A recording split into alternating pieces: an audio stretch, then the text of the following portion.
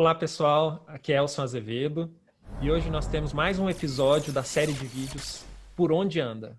Nessa série de vídeos, a gente conversa com pessoas importantes do Departamento de Psiquiatria da Escola Paulista de Medicina, pessoas que deixaram sua marca no departamento e agora estão aí pelo mundo, brilhando, fazendo coisas extraordinárias. E nesse episódio eu tenho o prazer de conversar com a doutora Tereza Nunes Penteado. Tereza, deixa eu colocar você aqui na tela para a gente... Oi, Tereza, tudo bem? Oba, oi! Que bom ter você, obrigado por ter topado gravar esse vídeo. Muito legal falar contigo. E assim, a ideia desse vídeo é a gente falar com os nossos jovens talentos do departamento, os novos residentes, pós-graduandos, voluntários, alunos de graduação que estão se interessando pelo departamento, para, enfim, dar exemplos de carreiras de sucesso, de pessoas que estão fazendo coisas brilhantes. E aí, falando resumidamente do seu currículo, assim, só para a gente começar a falar da sua trajetória, a doutora Tereza Nunes Penteado, ela é formada em Medicina pela Escola Paulista de Medicina, fez residência médica em Psiquiatria também na Escola Paulista de Medicina, ficou 2 anos num dos serviços que a gente tem lá no departamento, o CAPS Unifesp, contribuindo na formação dos residentes, fez a formação em psicanálise no Instituto SEDES, e depois ela passou no concurso e trabalhou na prefeitura, na saúde mental da prefeitura. Também uma carreira assim, de muito rápida ali Boa. na prefeitura. Começou atendendo, mas depois rapidamente foi puxada para a área técnica de saúde mental, na gestão mesmo da saúde mental do município. E depois ficou como supervisora técnica de saúde mental na região Lapa-Pinheiros. Não é isso, Tereza? É isso mesmo. Fantástica, assim, fantástica. Quer dizer, você estava no meio de todas as discussões importantes aí de saúde mental no município de São Paulo nos últimos anos, né? Fantástico. Nossa, é uma complexidade imensa, assim. Na verdade, eu sempre tive, assim, esse interesse em participar da saúde pública, das políticas públicas, né? E, bom, foi uma trajetória que acho que eu contribuí muito, né? Assim, aprendi muito também. Mas também queria que no final dessa entrevista que você me desse um diagnóstico, porque, né, afinal de contas, até hoje ninguém me deu um diagnóstico, acho que eu sou uma aberração aí para psiquiatria. Não, fantástico, Tereza. Olha, eu até a ideia desses vídeos é muito bacana porque a gente vê as pessoas do departamento e assim pessoas seguindo caminhos diferentes e fazendo coisas espetaculares. Assim, a gente tem alguns colegas que a gente conversou que estão na pesquisa, brilhando aí, enfim, no Canadá, nos Estados Unidos, Inglaterra. Tem as pessoas que têm uma carreira clínica assim fantástica e de ensino, de disseminação do conhecimento científico, e tem pessoas assim, que têm essa vocação, e como você tem, para pensar saúde pública, né? Recentemente a gente falou com a doutora Denise Amino, que foi diretora técnica e, talvez, na minha opinião, a principal responsável pelo sucesso do AME Vila Maria. E você também, que tem, enfim, essa carreira brilhante também na gestão de saúde mental no município de São Paulo. E aí, Tereza, assim, eu queria começar, assim, você contar essa história, essa trajetória, assim, como é que tudo começou? Como é que você se interessou por psiquiatria, saúde mental, medicina? Conta um pouco essa sua história. Bom, vou contar, então. Bom, eu sou da turma aí do Rodrigo Mansur, eu assisti o vídeo dele, do André Zugman, assim. A mesma turma do Mansur da Medicina, a turma 71. E, na verdade, assim, na medicina, acho que eu, assim, aproveitei muito a universidade, essa diversidade que a universidade oferece para o estudante. Eu acho que eu não só fiz um currículo formal, mas eu fiz também um extracurricular, que acho que me acrescentou muito, assim, como um ser humano. E é uma universidade, acho super legal isso que você está propondo, essas entrevistas, para os residentes terem modelos diferentes de atuação na psiquiatria, com uma visão crítica, né? Porque acho que é isso que a universidade dá. Ela dá modelos e contribui para uma visão crítica. E a minha graduação de medicina, assim, me deu muito. E depois com a residência, assim, também muito embasamento crítico sobre a medicina, sobre a psiquiatria, enfim. E aí, na medicina, né, o Mansur, na época que o Mansur ele foi aí diretor da Atlética, eu era diretora, não era diretora, né? Eu era coordenadora do centro acadêmico. Ah, Na é? mesma época. Uau! Meu Deus! No centro acadêmico, assim, a gente não tem um diretor, a gente tinha 2 coordenadoras, era eu e a Carol Benzi, que era da turma 70. Enquanto o Mansur ia lá estimular a galera para treinar, eu entrava na minha turma e falava para todo mundo assim, a gente tem que sair desse ostracismo, né? A universidade está sendo sucateada, vamos para a militância, vamos para a manifestação. Então, assim, eu até participei de alguns jogos na Intercalomed, tentei até me aproximar, mas eu era, assim, um fracasso. Eu tentei nadar no meio de uma competição, assim, de natação, eu me lembro, era para eu nadar de costas, eu troquei o nado. Então, eu sempre fui desclassificada, sempre fui muito subversiva, assim, pensei, puta, tá demorando muito de costas, vou ter que trocar o nado. Foi assim. Então eu falei assim, cara, a Atlética não é meu lugar. E aí eu realmente me entreguei no centro acadêmico, a gente fez uma turma muito legal, junto com os outros centros acadêmicos de São Paulo, o pessoal da Santa Casa, do CAOC, e a gente foi pelo Brasil afora, assim, a gente foi, na época, assim, a gente foi para Brasília de ônibus, um dia de ônibus, fazer manifestação contra a ProUni, voltou de ônibus. Uhum. E fora isso, aí eu aproveitei, eu fiz parte do projeto de extensão do Xingu, fui para o Xingu, fiquei lá um mês, assim, tomando banho no rio e dormindo em rede. Foi uma coisa, assim, muito, muito importante, assim, para a minha formação. Mas na medicina, assim, eu sempre gostei de todas as áreas, né? Eu amava a clínica médica, fiz parte da Liga de Clínica Médica. Eu era daquelas alunas, assim, sabe, que pega a propedêutica e o exame físico, então eu sabia todas as manobras, Mingazine, todas. Então eu pegava o paciente, revirava do avesso, assim, gostava, sabe, assim, me dava realmente muito prazer, assim, eu aprendi muito, muito na clínica médica, e até hoje uso no meu consultório, mesmo sendo psiquiatra, muitas vezes, assim, isso é a gente é médico, né? Então, muitas vezes, já fiz diagnósticos clínicos, assim, de pacientes no consultório, mesmo que eu não tenha uma maca, eu boto no divã e reviro o paciente. Então, palpo o baço, já fiz diagnóstico de esquistossomose num paciente que chegou com quadro depressivo, sabe? Uhum. Então, é uma riqueza, assim, para mim. Isso contribuiu muito. E aí, eu também gostava muito de cirurgia.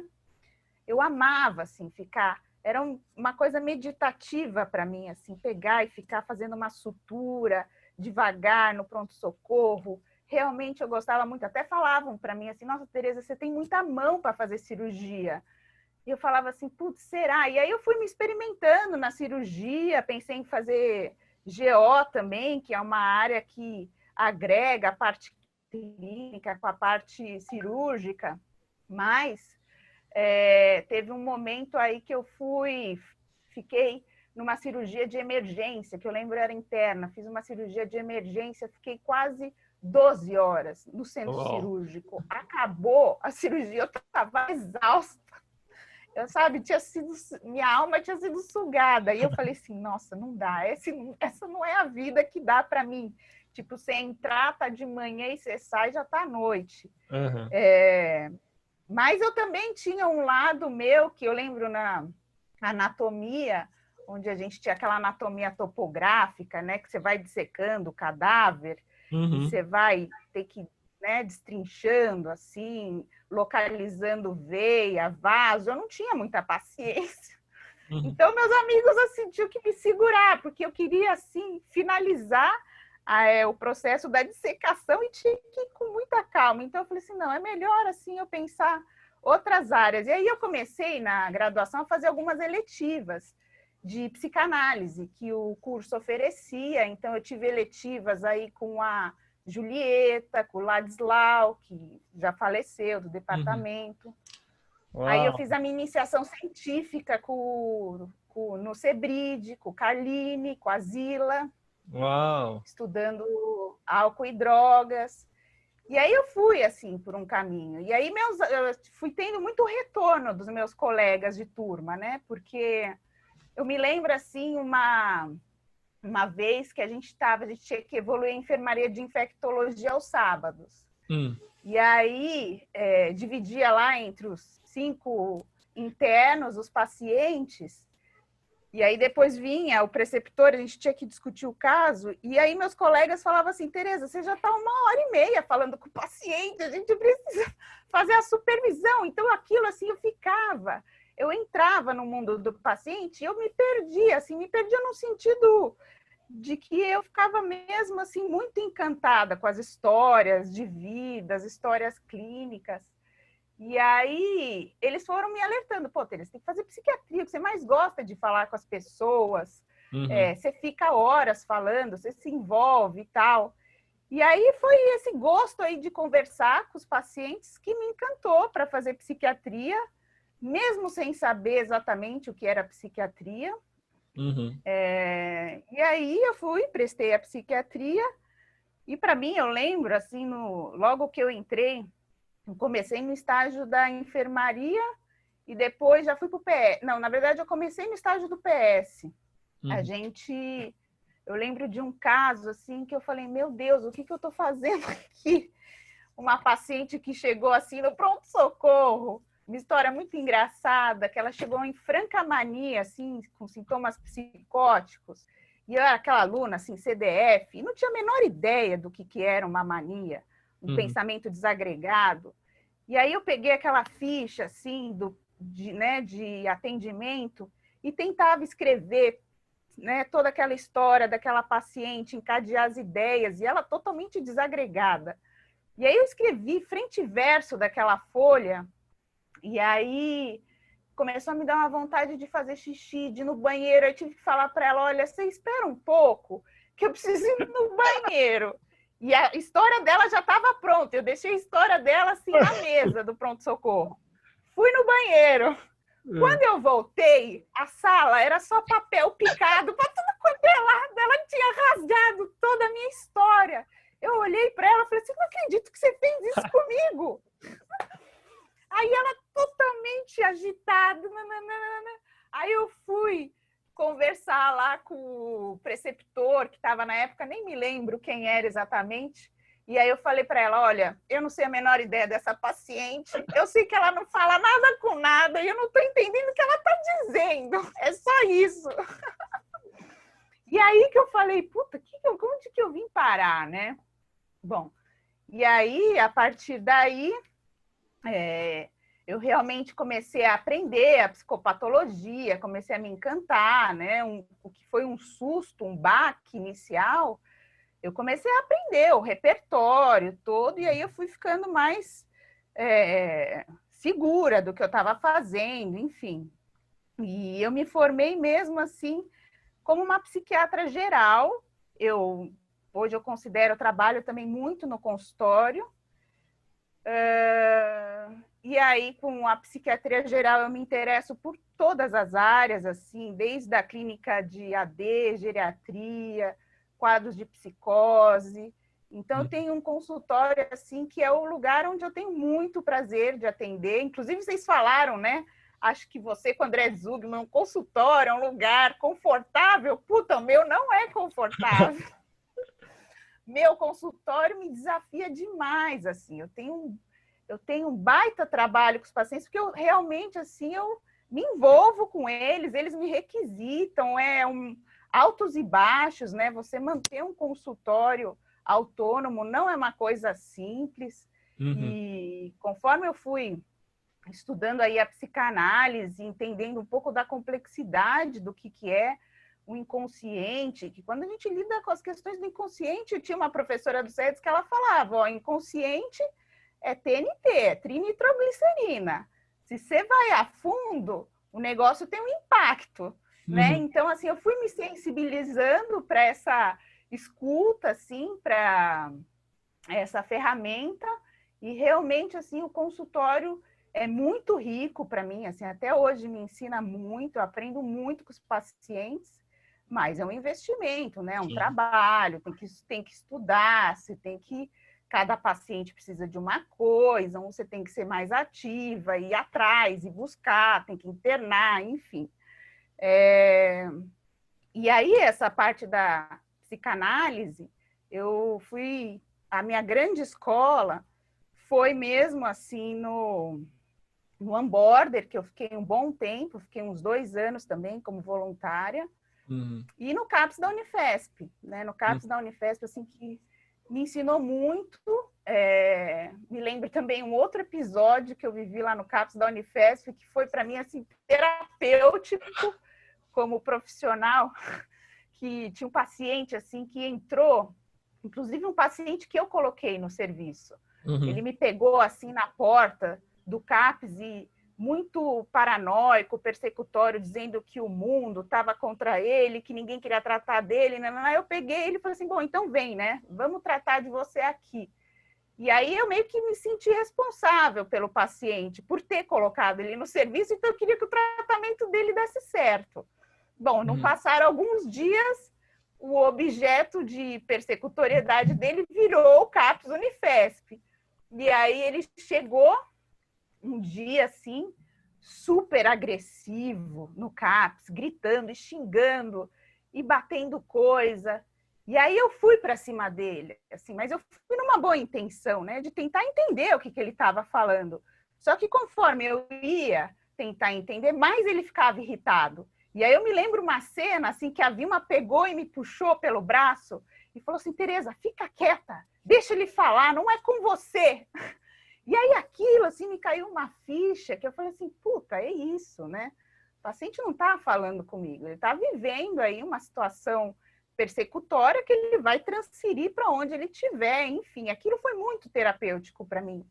Então, assim, puta, residência, vários modelos aí dentro da residência foram muito importantes para mim, ver as entrevistas da Ana Chaves na enfermaria, ver como o pessoal do CAPS atendia, sabe? Acompanhar mesmo. Como é que um psiquiatra atende um paciente? Cada um atende de uma forma, né? Acho isso muito rico. Me lembro no PROV, quando um dia o Feijó pegou assim, ficou uma tarde inteira com a gente discutindo um artigo, não sei se você lembra, que tinha saído na revista Piauí, sobre uma pesquisadora da Harvard que tinha feito uma denúncia sobre os estudos clínicos de antidepressivos que têm o mesmo efeito de placebo, que aquilo tinha sido engavetado. E a gente ficou discutindo isso uma tarde inteira com o Feijó, né, sobre como que são feitos os estudos clínicos, qual o interesse da indústria, né? Então, tudo isso assim, contribuiu demais para a minha formação, com uma visão muito crítica. E aí eu fui caminhando, fiquei aí no CAPS da Unifesp por mais um tempo, e depois fui, como você falou aí, fui mais para a área da gestão, já com esse meu interesse, né, pela saúde pública, em trabalhar nessa complexidade aí que se dá na saúde pública. E fiquei na gestão, acho que contribuí aí um tanto, aprendi demais. Mas assim, né, Elson, eu acho que como nação a gente tinha que fazer um pacto de que determinados setores não deveriam ter interferência política, né? Eu diria aí saúde, educação, tinham que ter uma continuidade, uma autonomia. Então, é muito frustrante assim na saúde pública quando você tem um governo que dá uma diretriz, muda o governo, muda toda a diretriz, né? Eu vejo assim como isso é um processo que é perda de dinheiro público, desgasta as pessoas que trabalham lá. Então aí foi um momento assim muito importante, mas teve uma hora que eu falei assim, bom, já deu, eu aprendi, contribuí muito. E aí eu exonerei há uns 20 dias atrás, eu 20 exonerei dias. do meu cargo, 20 Uau. dias. Essa entrevista está num momento de mudança grande aí, de ciclo de vida para você, então. Sim, de ciclo de vida, exato. enfim, estava tendo muita discordância assim, com a gestão atual, enfim, muitos embates, e aí eu não sou uma pessoa que aceito determinadas coisas, eu questiono, eu brigo, e isso estava me desgastando muito, na verdade. Eu sempre fui meio rebelde, né? Então, Você sabe, isso Tereza, estava me desgastando muito. que essa característica que você falou, assim, dessa inquietação, uma coisa um pouco rebelde, assim, mas nesse sentido de não ficar parado, né? De ter vários interesses, tem sido uma constante nas pessoas que eu converso aqui, né? Caramba! Então, parece, enfim, não sei se foi coincidência, se é o modelo certo, mas essa inquietação de perceber uma coisa e não se satisfazer em ver aquilo não abordado, sabe?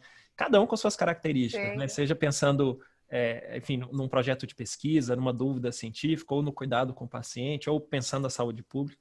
Acho que essa é uma característica marcante. E que bom que você é inquieta, né? Que você tem princípios, vai, e segue os princípios. E eu concordo, é fundamental isso que você falou, da questão da continuidade, né? E talvez é um dos problemas mesmo, concordo contigo, né?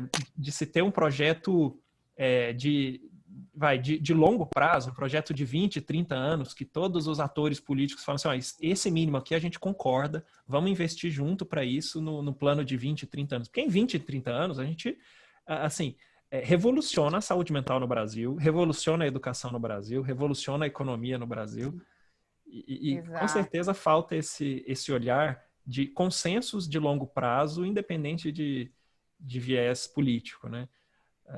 Então, acho que é um diagnóstico muito preciso esse que você fez. Assim, até você falou da nossa residência, uma coisa que eu não mencionei é que nós fomos colegas de residência, né? É verdade, é verdade. Nós somos Só que a colegas. gente não teve muito contato próximo, né? Porque a residência logo se dividiu em trios, Uhum. e aí os trios ficaram mais próximos. Sim. Mas a gente teve, logo, acho que no primeiro, segundo ano, mais aulas juntos. Não sei como Aulas. hoje está a residência. Eu não sei o quanto isso te marcou, assim, mas assim, o contato contigo também foi marcante para mim na residência, né? A gente tinha manhãs de psicoterapias junto com a Norma Lotenberg Semer, Com a Norma, é professora verdade, Norma a Lotenberg Norma. Semer. Não, e eu adoro a Norma, né? Assim, como eu ficava intrigado ali com aquele tipo de raciocínio, né? Como é que aquela escuta para o que o paciente estava dizendo, que via coisas que eu na entrevista não tinha nem imaginado. Enfim, eu lembro assim, você muito ativa naquelas discussões, eu talvez ali mais quieto, mais ouvindo, tentando entender aquilo tudo. Aquelas manhãs de psicoterapia contigo foram, e com a supervisão da professora Norma, foram marcantes para mim também. Talvez. É verdade, bem lembrado, Elson. É, Foi muito rico mesmo. não, aqui a residência da escola proporciona isso, né? Vários, isso que você falou, vários olhares, vários modelos, e muitas pessoas brilhantes, né? Pessoas que são referências nas suas áreas, e enfim, acho que isso é fantástico. E aí, agora, a gente está nesse momento. Você falou bem brevemente das suas ações aí na gestão, na prefeitura, mas o que você poderia contar, assim, que mais te marcou? Que momentos que você considera que foram, assim, inesquecíveis aí nessa sua trajetória na gestão de saúde mental do município? Olha, nossa, tiveram vários, Elson. Vários, assim. Olha, uma problemática, na verdade, que eu acho que tem me marcado muito na gestão, que tem a ver um pouco aí com as diferenças de direcionamento político que vão aparecendo, é que tem, assim, a nossa gestão pública, ela tem, por um lado, ela tem servidores, né, da administração direta, e, por outro lado, tem o trabalho das OS, né, a parceria público-privada. E, assim, os dois, eu acho que fazem um trabalho excepcional, né, assim, as OS têm um trabalho exemplar, tem várias iniciativas que as OS bancam, que as OS enfrentam, elas têm aí conseguem ter um arcabouço de recursos humanos dentro dos CAPs, dentro das UBSs, que consegue dar conta. Só que fica uma situação, assim, de certa forma, muito desigual com quem é um servidor da direta, tanto em termos assim salariais, como em termos até de metas. Então, assim, é isso que eu estava dizendo de diferentes gestões, né? Teve aí uma gestão do Haddad, onde ele abriu concurso público, um concurso que também foi mais ou menos. E aí, depois, quando mudou uma gestão que privilegiou a entrada das OSs, fazer essa parceria público-privada. E aí eu tenho uma série de críticas em relação a isso, né? Críticas em relação ao contrato, às metas que são colocadas para as OSs. Não sei se você sabe, mas assim, no serviço de saúde mental, tanto em UBS como em CAPS, só quem tem meta são os psiquiatras. E eu acho isso uma coisa muito errada. Porque a meta ela tem que ser diluída, né? Assim, a gente não tem que só falar de meta, tem que falar também da qualidade do atendimento. Então, assim, isso foi criando um processo assim, de coexistência, né? De servidores de direta e servidores de OS. Criou um sistema, de certa forma, muito perverso, muito desigual, onde um não se sente valorizado, né? Os servidores da direta não se sentem valorizados, e aí aquilo atravessa o atendimento deles, atravessa o comprometimento deles com o trabalho. E, de outro lado, assim, a entrada das OSs, pressionadas por muita gestão, por muita meta. Então, assim, eu acho que deveria ser visto um contrato, né? Um contrato com as OSs que contemplasse não só as metas de produtividade, mas também a qualidade, né? As diretrizes das políticas públicas, que são importantes de serem contínuas. E aí as políticas públicas mudam também, de gestão para gestão. Então, uma OS, ela está acostumada, né? Ela vem de uma gestão, vem acompanhando alguma política pública, muda a gestão, ela também tem que se readaptar. E aí é tudo isso que a gente está falando, não se dá continuidade a um processo.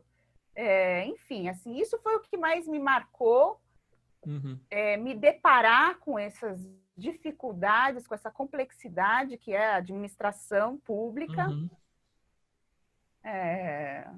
Entre outras coisas, né? Assim, enfim, acho que responde. Acho que você pegou um ponto assim que eu acho crucial, que é nessa questão das OSs e da administração direta, parece que tem um pano de fundo que é enfim, a falta de diretrizes comuns, né?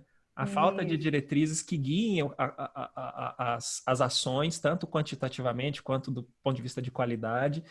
E como é que você faz para ter mais ou menos um mesmo arcabouço, um mesmo centro de funcionamento, independente de quem é o gestor, né? Aquela história que o ditado chinês lá, não importa a cor do gato, importa que ele casse o rato, né? Boa, é bem isso, ótimo, ótima metáfora. Pois se um estiver caçando para um lado, outro para o outro, não funciona, né? Não funciona. E como é que você... Estou aproveitando a sua expertise aí, Tereza. Você que ficou anos aí pensando a saúde pública. Como é que você acha que a gente seria possível pensar em diretrizes, digamos, fios mestres de condução para a saúde mental no Brasil? Você acha que, enfim, quais seriam os caminhos, né? Como é que a gente poderia construir isso, algo que seja quase consensual para todos os atores que atuam na saúde mental, para o usuário, para a equipe multiprofissional, para os médicos, para os gestores, para ter uma visão de longo prazo numa saúde mental que se aproxime das melhores práticas internacionais? Como é que você vislumbraria uma trajetória dessa? Nossa, que pergunta, Elsa. Essa pergunta vale ouro. Me dá a solução aí para a saúde mental no Brasil. Nossa Senhora! Em 2 minutos. Em 2 minutos. Aí, eu falei para você não me fazer pergunta difícil. Olha, Elsa, primeiro, assim, pensando, precisa de dinheiro, né? Precisa de investimento. Né? Investimento de saúde mental primeiro do SUS, né? O SUS tem um subfinanciamento aí histórico de muitos anos. Tem uma visão de que o SUS desperdiça dinheiro. Assim, não sei se você já ouviu pessoas mal falando gerido. isso. Das pessoas falando isso. Não é que não é bem financiado. É financiado até demais. O que falta é gestão. Mas não, né? Aí eu não... Não, falta muito dinheiro. Falta muito dinheiro. Na saúde mental, a gente gasta... enfim, para cada real que a gente gasta aqui, a Inglaterra gasta R$ 20 por pessoa em saúde mental, né? Então, pois é. É difícil. Não, falta muito dinheiro, não é isso assim. Tá, podem ter problemas de gestão, isso não tenho dúvida, mas falta muito investimento, assim. Falta levar a sério, né? E eu acho que o nosso país também precisa colocar a mão na consciência e decidir se vai ter uma saúde pública para todo mundo ou se não, né? É verdade. A gente vive um sistema híbrido de convênios, enfim, particulares e públicos, mas a gente precisa colocar, a gente tem que decidir isso enquanto país, né? Você tem toda a razão. Brasil. Ficar no meio a gente não é só um Brasil, né? Somos vários Brasis. Então, cada Brasil aí com seus próprios interesses, mas eu acho que faz parte da gente constituir, né, uma civilização onde se coloque essa pergunta, o que é que todo mundo quer? Né? Somos 70%, é muito heterogêneo. Não, você tem toda a razão, achei fantástico. Assim, precisa decidir, ficar fazendo, escolher mais ou menos o caminho mais bonito e não realizar esse caminho com todos os custos que ele implica, não faz sentido, né? Ficar nesse meio do caminho é complicado. Ainda que o SUS tenha sido, salvou muitas vidas aí nesses últimos meses, talvez tenha prevenido uma catástrofe no nosso país, né? Exatamente, mas a gente que está no SUS, quem convive, né, no serviço público, sabe que o SUS já é colapsado, né? O coronavírus veio para colapsar mais ainda, mas já é um sistema colapsado. Sim, sim. E aí, então, esse primeiro ponto, fantástico, assim, é a falta de recursos mesmo e definir se é isso que a gente quer ou não, né? O que mais que você vê, assim, além da parte financeira, o que você imaginaria? Olha, eu imagino que a saúde mental, também para ela funcionar, ela tem que ter um campo de diálogo com outros setores da sociedade. Assim, a saúde mental, ela não é só da saúde mental, né? Ela também é da educação, também é da cultura, também, enfim, tem que ter um debate amplo sobre a descriminalização de drogas, né? Eu acho que tem que ter um debate assim com a sociedade, com os atores que fazem parte, né? Do campo da tal, a equipe multiprofissional.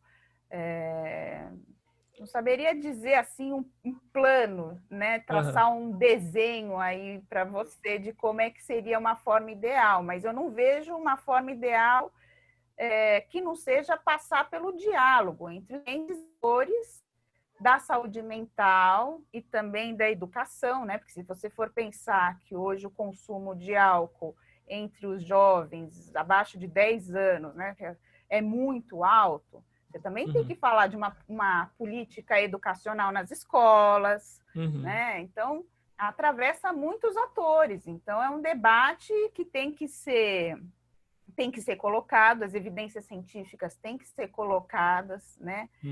A eletroconvulsoterapia é um tratamento eficaz, né? Ela já não é um eletrochoque, né?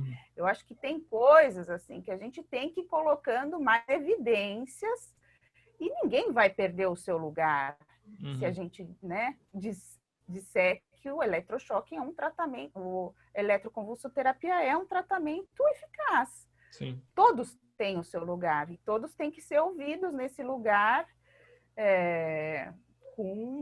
baseado nas evidências, baseado na importância, né? Eu sempre digo assim que a minha formação com os psicólogos foi o que mais me marcou. Eu aprendi muito, muito com os psicólogos, aprendi e aprendo até hoje. Tenho muitos colegas psicólogos, psicanalistas, o manejo deles eu acho espetacular, a escuta deles, a humanização que eles trazem para a psiquiatria. Uhum. Então, eu vejo por aí, assim, é um processo também de construção, investimento e de um diálogo aberto, né? E, enfim, consigo pensar um pouco por aí. Não, é isso, assim, eu concordo inteiramente. Me dá a impressão que as políticas de saúde mental e as discussões em saúde mental têm acontecido num cenário de competição e não de colaboração entre parceiros, assim. Claro que eu estou generalizando E isso. um cenário maniqueísta, né? O que é bom, o que é ruim. Então, internar é ruim. Uhum. Agora, a gente não pode esquecer que a gente teve uma história na psiquiatria, né, dos manicômios, que também colocaram as pessoas 30 anos, né, excluíram da sociedade, e as pessoas foram para os manicômios ficar totalmente isoladas durante 30 anos, sem nenhuma possibilidade de reinserção. Então, tem uma história da psiquiatria que ela precisa se rever e precisa reparar, né, porque a gente fez... Realmente foi um processo assim de uma catástrofe dentro da saúde mental. Então, a gente tem essa história, mas não é por causa disso que a internação é uma coisa ruim, né? E também os serviços de saúde mental, os CAPs, eles não são contra a internação.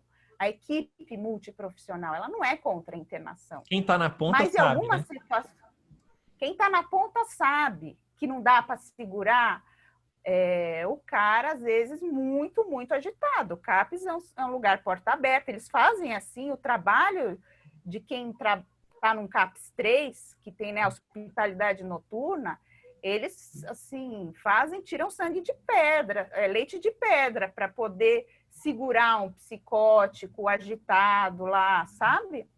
Faz um trabalho excepcional. E às vezes eles sabem, não, precisa internar, eles pedem isso, né? Então, acho que também tem alguns preconceitos, sabe? Sim, sim.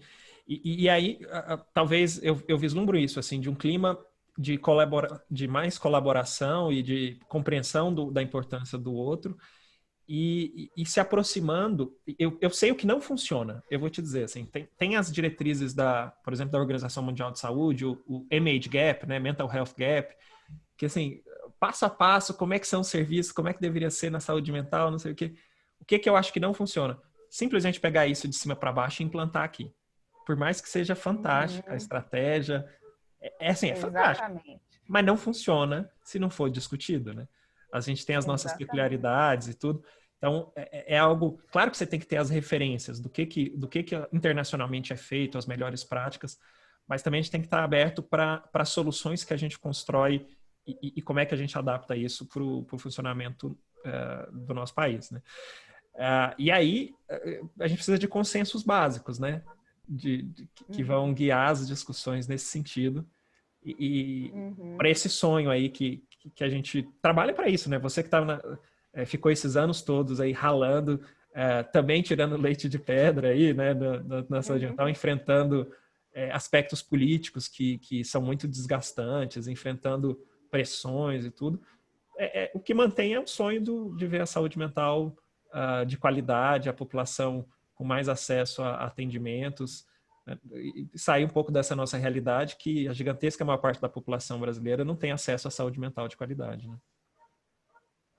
É isso. Nossa, você falou uma coisa importantíssima. Não dá para importar um sistema que funciona lá fora. A gente precisa adaptar para a nossa realidade, para as nossas singularidades. É bem, bem isso mesmo, Elcio. Você tem toda a razão. Por mais que funcione lá fora, aqui dentro, pode ser uma catástrofe. A gente tem que... Até o estilo de liderança, mudou, né, no mundo contemporâneo. Não é mais o estilo de liderança que de cima para baixo as coisas dão certo, né? Top-down, né? As grandes empresas já perceberam isso, né? A liderança mudou, o estilo de liderança mudou e mesmo as diretrizes das empresas lá se cria no corpo que eles chamam colaboradores ali, né? Até para criar esse clima de colaboração, essa ideia de construção conjunta de uma estratégia, né? Enfim. Pois é, mas isso é algo que na gestão está muito top-down, né? E aí isso foi algo que me tirou muito um lugar de não ser ouvida, de não ser escutada, e aí eu saí, porque realmente hoje não dá para ser as coisas top-down, né? A gente tem que ter um clima de colaboração, fazer parceria, né? Afinal de contas, quem está na ponta precisa ser escutado, é quem Sim. sofre, né, o impacto da realidade. Fantástico, Tereza. Nossa. E ó, assim, a gente está chegando no final da nossa conversa. Eu queria só agora que você falasse seus próximos planos, assim, que está te interessando mais agora? Qual que é o futuro para você? Olha, não, eu tenho, como você viu, eu tenho muitos interesses, assim, eu tenho estudado, assim, muito política, pensando, assim, a questão do nosso país, que fundo do poço é esse que a gente chegou, se o fundo é mais fundo ainda. Uhum. E aí, enfim, tenho lido bastante sobre isso, assim, até indico um livro que é sobre o autoritarismo do Brasil, da Lilia Schwartz. Eu tenho, assim, fantástico para pensar como a nossa colonização luso-portuguesa aí contribuiu para a gente estar no lugar onde que a gente está hoje, né? Em termos de corrupção, como a divisão das capitanias hereditárias foram aí esse jeito, né? Que a gente tem do toma lá da cá, Uhum. enfim, o Patrimonialismo. patrimonialismo, isso aí. Então, eu tenho estudado muito isso, eu estudo assim de um jeito muito livre. Talvez eu precisasse sistematizar um pouco. Até penso em voltar para a universidade, Uhum. mestrado, alguma coisa assim. Mas hoje, Elson, eu invisto muito assim minha energia no consultório. O consultório assim é um espaço onde como eu te disse, assim, eu gosto muito, eu tenho, assim, eu lido com os meus pacientes de um jeito muito afetivo, assim, até, não sei se você já assistiu aquele filme Arrival, A Chegada. Sim, Você assistiu? sim. Então, assim, aquele filme para mim é a metáfora de como eu me sinto mesmo no consultório, aquela professora de linguística que É, vai tentar aprender a linguagem do ET. E aí, aham. num primeiro momento, ela está lá toda encapuzada, com medo da contaminação, e aí, uma hora, ela percebe: não, eu tenho que tirar isso, eu tenho que chegar perto, eu tenho que me mostrar, e aí eu tenho que aprender aquela linguagem. E Uhum. aprendendo a linguagem daquele ET, ela ganha lá um presente, né, no filme, que é a possibilidade de ver o futuro.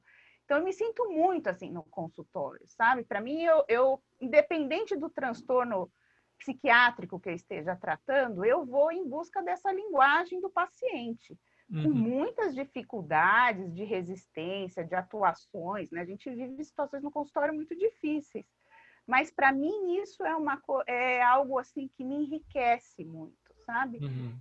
Ter essa aproximação e aprender a linguagem do paciente. Cada paciente tem uma linguagem.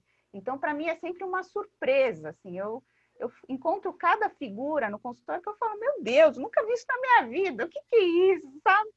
Então, eu gosto muito, muito de trabalhar no consultório, tenho investido muito nisso, estudo psicanálise, tenho um grupo de psicanalistas Uhum. que eu converso, que a gente troca experiências de casos graves, que precisa de um manejo de equipe mesmo, sabe?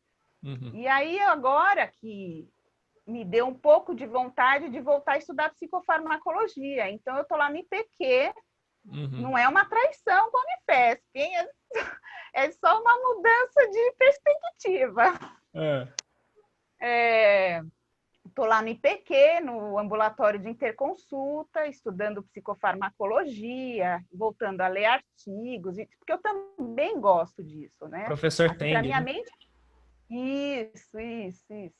Então, para mim, a mente e o cérebro, assim, são, nas suas complexidades, eu me interesso por ambas, né? Uhum. Desde o neurotransmissor, que hoje a gente sabe cada vez mais a complexidade, que você mexe numa coisinha aqui de dopamina, afeta o GABA, afeta, né?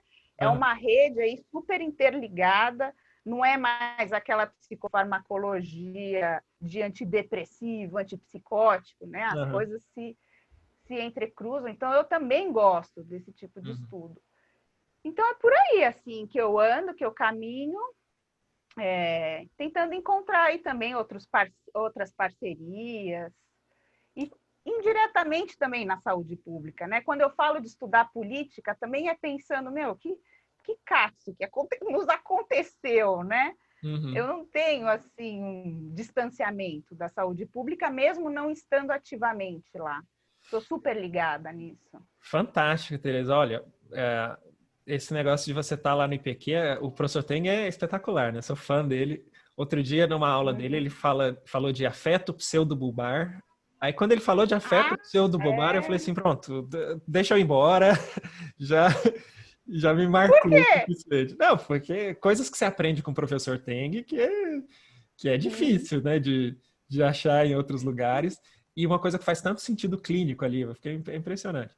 E aí, Nossa. mas eu não estou tolerando isso muito bem, não, Tereza. Tem que fazer uma proposta para você voltar para a gente. O que você está fazendo nas sextas à tarde? Sextas à tarde eu tenho um consultório, né? Eu Ah, tenho pacientes do tá. consultório, mas ué, qual é a proposta? Vamos ver. Ah, vamos lá. Então a gente vai conversar. Nós estamos começando um ambulatório que ainda não tem nome para trabalhar com estratégias de prevenção de suicídio, tanto na assistência, pesquisa, formação de profissionais, capacitação de profissionais, formulação de políticas públicas. Começar agora em setembro e Nossa, que você está aí rico, Elson. hiper mega convidada a fazer parte do time. Oh, valeu, obrigada. Nossa, fico honrada. Não, a Vou gente vai. arrumar um espaço na minha agenda para conhecer o projeto. Fantástico, Tereza. Ó, então, assim, como essa nossa conversa para motivar os jovens talentos e também, enfim, tentar fazer com que eles sonhem carreiras tão brilhantes quanto a sua, conta um pouco, manda um recado aí para esses nossos jovens, o que você diria para eles? Olha, eu diria para eles tentarem incorporar o espírito desse encontro com um extraterrestre, que eu falei do filme Arrival, sabe? Que Eles imagem tentarem boa. incorporar isso, terem assim abertos, né? Claro que a gente tem nossos limites e tem coisas que a gente não aguenta, né? Da dificuldade do nosso trabalho, mas terem esse espírito de experimentar o contato com o paciente na linguagem dele. Espetacular, Tereza. Não, que imagem bonita que você deixou para gente. Muito obrigado, Tereza, Obrigada. por ter topado conversar com a gente. Foi fantástico. E vou falar com você, vou te encher a paciência aí para você se juntar ao time. Larga esse PQ para lá. Legal, Elson. Beijo, Tem beijo. espaço para todos. Um Tá bom. beijo, Elson. Beijo, tchau.